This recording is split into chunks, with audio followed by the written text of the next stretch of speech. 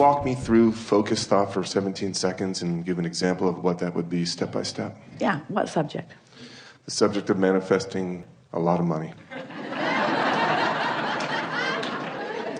All right, now there's some things to take into consideration because there are a lot of clogged pipes on that subject. So there already is quite a bit of momentum on that subject. So if we approach it in any normal way, we're just going to add to the clogged pipe. You see what we're getting at? So here's a law-based fact that if you can hear it, it will serve you in every conversation that you have with yourself in your deliberate creation forevermore. The more general you are when you approach a topic where you know you have clogged pipes, the better off you'll be. Now think about what that means. If you don't have any clogged pipes, if you're thinking about something wanted, then the more specific you are, the faster the momentum and the better it is, because you're carving out a path of least resistance to something. But when you're thinking about something unwanted and adding to what you do not want, then the less specific you are, the better off you'll be. Does that make sense to you? What's the goal here? To find the first pure thought about abundance. A pure thought about abundance. So just reach for a pure thought about abundance, which means try not to have it have any relationship to you. If you're not feeling abundant, then be good to leave you out of the equation for just a little bit. So let's just talk purely about the idea of abundance. Abundance, the idea of abundance makes me feel free. All right. I would like the idea of abundance to make me feel free. Now, you don't feel free with the idea of abundance yet. So you just said something you don't mean. And this is something, now friends, we said we're going to really be fine-tuning here. So hear this statement. When you say something you don't mean, law of attraction, here's what you do mean. Ooh. So you poked at it with a stick and didn't get the results that you wanted. See what we're getting at? So let's, rather than talking about abundance and money, let's talk about abundance. Abundance of clarity, abundance of sunshine, abundance of ocean. Are those easier for you to feel abundance about? Definitely. All right, so with the idea of fewer clogged pipes and just more free-flowing thought, give us some statements about that kind of abundance. The sun beating down on me makes me feel energetic, inspired. Lots of sun abundance, isn't there? I never wake up and wonder, well, wait. Esther couldn't find the ocean for 3 days last week. So that statement was not exactly accurate. Whether I can see the sun or not, I know it's out there. Whether I can see it clearly or not, I know it's there. That statement feels pretty good, doesn't it? I know it's there. I really never worry about the sun not being there. There are aspects of well-being and abundance that I just take for granted. My belief is never challenged about it. I just know that there is abundance around me. Yeah. So what other kind of abundance comes easily to you? Abundance of music comes very easy. Talk to us about that a little bit, generally. I hear music throughout my day. Yeah. Stay in that feeling for a little bit and become more specific if you want to. Since there's no resistance on that topic, then as you become more specific, you carve out a greater path of less resistance. So carve that out a little bit. Songs just come to me, and I don't know where they come from, but they come and it sounds good, and I'm open to receiving these musical messages. I have no idea where they come from, but so I accept that from the unseen, abundance flows to me in this form. And so it is logical to me that from the unseen, that all nature of abundance will flow to me. And that in the same way that I can be in a vibrational place of just allowing that to happen, I can be in a vibrational place of allowing more abundance on more subjects to happen. Feel how free-flowing that is? In other words, no resistance. Those statements were easy to make and felt good as you make them. Now that may be all the work that you need to do for one conversation that you're having with yourself. And you can tell that you've done good work because you have contemplated a subject and you felt good while you contemplated it.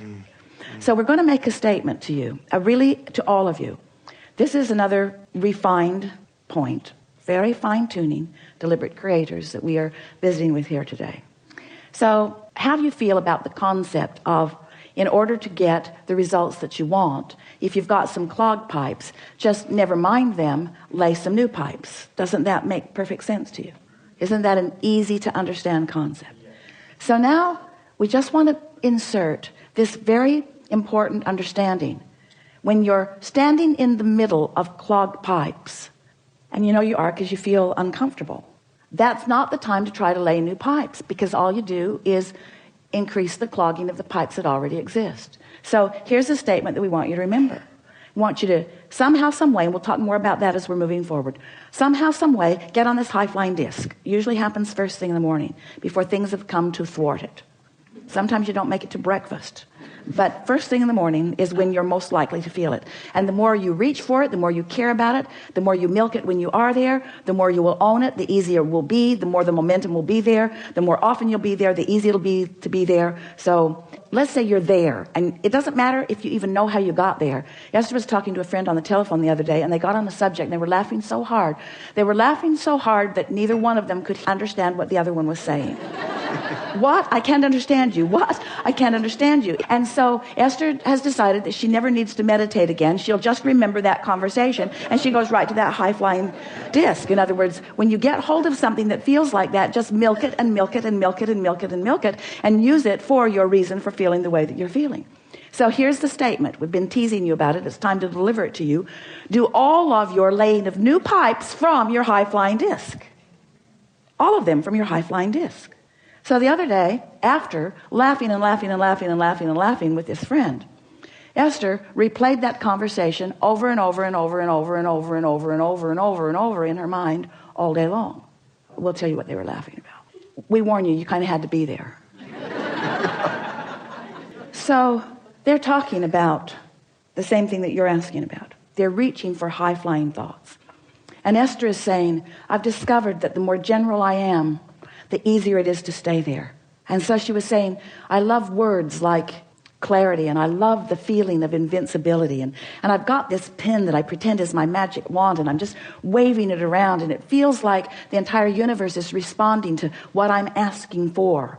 And all I want to do is think about these things and talk about these things. Esther said, I'm afraid I'm becoming like a vibrational snob because I'm not willing to go to other less good feeling places. And her friend said, yeah, it's like others can't quite understand us.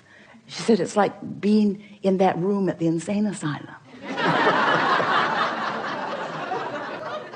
Esther worked at the state hospital in Blackfoot, Idaho. She knows that room. She's seen that room. So Esther began laughing. And then one or the other of them is talking about people walking by and hearing them laughing in there and saying, just leave them alone and don't get too close to the door.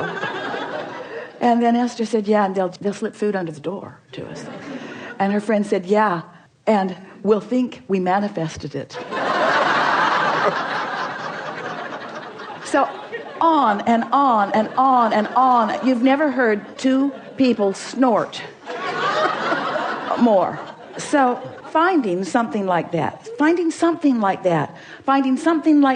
and milking it just for the fun of it, milking it just for the clarity of it, causes you to practice that high-flying vibration and gain momentum of that high-flying vibration and make it more likely that that is the high-flying vibration that you own. Make it easier to be there. So after that, Esther went to bed that night playing that over and over and over in her mind. She had a long conversation with her daughter Tracy, who was waiting to pick someone up at the airport, telling her the story and laughing and laughing and laughing and laughing and laughing. What fun it is to have conversations with those who, like you, don't mind being locked in that crazy room where you are not facing reality, where your undivided attention is upon whatever subject it is that makes you feel like that. So Esther went to sleep in that vibration. And when she awakened in the morning, such an interesting thing happened. Because her first thought, now she's been listening to us for a long time, talking about how when you prepave, when you go to bed thinking about good things, and you'll wake up thinking about good things. And Esther woke up, and the first thought that was in her mind was maybe the most troubling thought that she's experienced in the last several years. That was the thought that was in her mind. But she was so consciously aware of all of these concepts that we've been talking about that she said to herself right out loud, I've got 16 seconds to shake this thought. 16 seconds to return to my high-flying disc. 16 seconds to lay my new pipes about this subject. And then energy just flooded all through her as she realized that this was her high-flying disc. This was her chance to take a subject that had been troubling and approach it from her high-flying disc. And she left it in a place never to return to again. You see what we're getting at? This is the way that you find clarity. This is the way you find abundance. You wait until you're in that feeling of high-flying abundance, and then you can approach the subject that's a little more troubling if you want to, understanding that it's risky, but it's only 16 seconds of risky, right? You've got 16 seconds. You've got 16 seconds to let it go or to bring it into alignment. Our favorite story that fits right here, we've got to tell it to you now because it means everything. Sometimes it's like you say to us, Abraham, I've jumped out of an airplane and I have no parachute. What do you suggest that I now do? And we say, hang on, it'll be over in a little while. Because there is a momentum that is happening that there's not any action that you're going to be able to offer that's going to make any difference. You understand that? So what we're saying to you is don't struggle, don't fret, don't effort, just crash and burn. It's all right. Because tomorrow you can get up and get on the high-flying disc. Tomorrow you can get up and get on the high-flying disc. Tomorrow you can get up and get on the high-flying disc. Tomorrow you can get up and get on the high-flying disc. And after a few days of tomorrow getting up and getting on the high-flying disc, one day Esther said to us, Abraham, I refuse to accept that I have to wait until tomorrow to get on the high-flying disc. I have tools that you've given me. I can get back up there anytime that I choose to get back up there.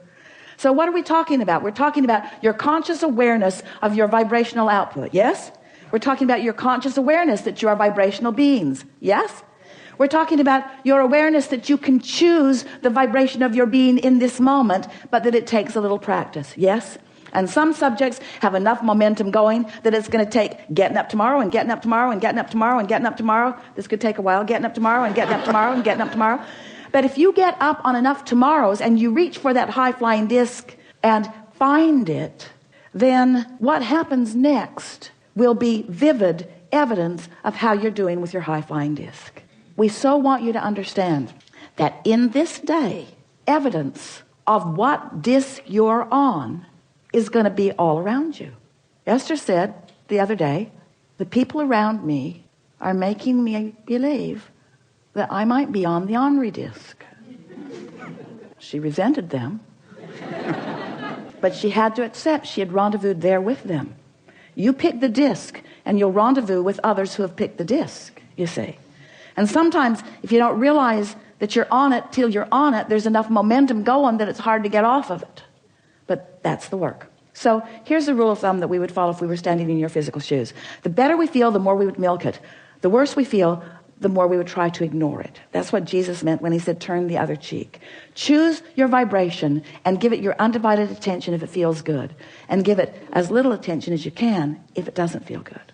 So Esther's thinking the other day about the words that we used, and she could feel the poignancy with which we were talking about those clogged pipes in her pond and how they were clogged from neglect. And Esther got this visual image of pipes that she's laid to all kinds of things, wanted and unwanted. And she's got open pipes to unwanted things and open pipes to wanted things. And what keeps them open? Attention to them. Attention to them keeps them open. She's keeping the path of least resistance open to wanted and unwanted things, yes? But if she neglects them, they just clog up from neglect. So it's a new, even better application of this clogged pipe analogy.